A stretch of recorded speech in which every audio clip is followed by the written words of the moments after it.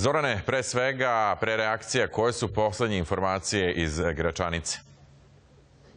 Direktorka Doma zdravlja Rada Trajković kaže da se informacije o povređenima menjaju iz minuta u minut. Posle kamenovanja u Domu zdravlja u Gračanici je zadržano 3 dece sa posekotinama od stakla, a još jedna devojka je zbrinuta ovde u Kosovskoj Mitrovici. Niko nije životno ugrožen. Kako je Sava Janjić, iguman manastira Visoki Dečani, napisao na svom Twitter nalogu, Albanci su masovno kamenovali srpske školske autobuse. 5 autobusa je oštećeno, a kako tvrde svedoci, grupe Albanaca čekale su srpske autobuse u zasedama. Neki su čak kolima pratili autobuse. Nakon dojave policije da ima povređenih na Gazimestanu, ekipa hitne pomoći je stigla pravovremeno. Imamo žensku osobu SP 94. godište iz Preoca koja je zadobila povrede u vidu posekotine na glavi, odnosno na poglavini.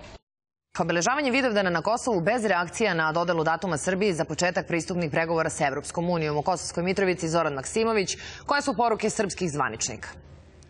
Svi državnici poručili su Srbima sa Kosova da nisu sami i da ih vlada nikada neće ostaviti nezaštićene. Povodom 624 godine od Kosovske bitke, patrijarh Srpske pravoslavne crkve Irine i episkop Raško-Prizrenski Teodosije služili su liturgiju u Gračanici, a potom su na Gazimestanu služili parastos srpskim ratnicima stradalim u kosovskom boju.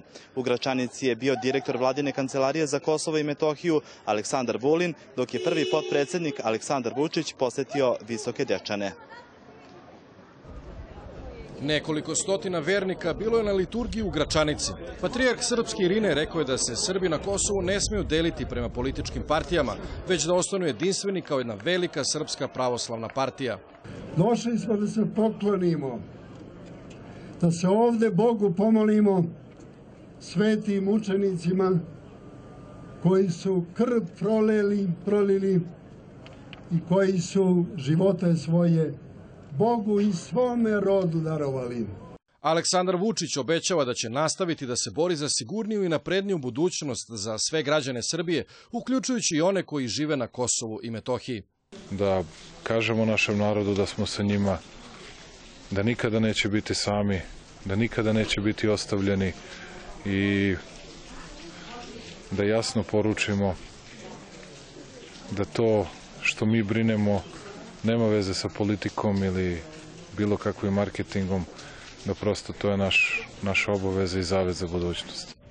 Povodom Vidovdana u Gračanicu je stiglo oko 400 ljudi koji su jutro skrenuli iz severne Kosovske Mitrovice i centralne Srbije, što je manje nego prošle godine. Vlasti u Prištini odbacile su predlog sporazuma o telekomunikacijama koji su u Briselu usaglasili posrednik Evropske unije Pierre Mirel i delegacija Srbije koju je predvodio potpredsednik vlade Rasim Ljajić. Kako Tanjug nezvanično saznaje, sporazum o telekomunikacijama koji je juče postignut u Briselu bio je prihvatljiv i za Evropsku uniju i za delegaciju vlade Srbije, ali iz Prištine je ipak saopšteno da je za njih neprihvatljiv. Iz Evropske unije poručuju da će, bez obzira na reakcije iz Prištine, predlog sporazuma braniti kao jedino moguće rešenje.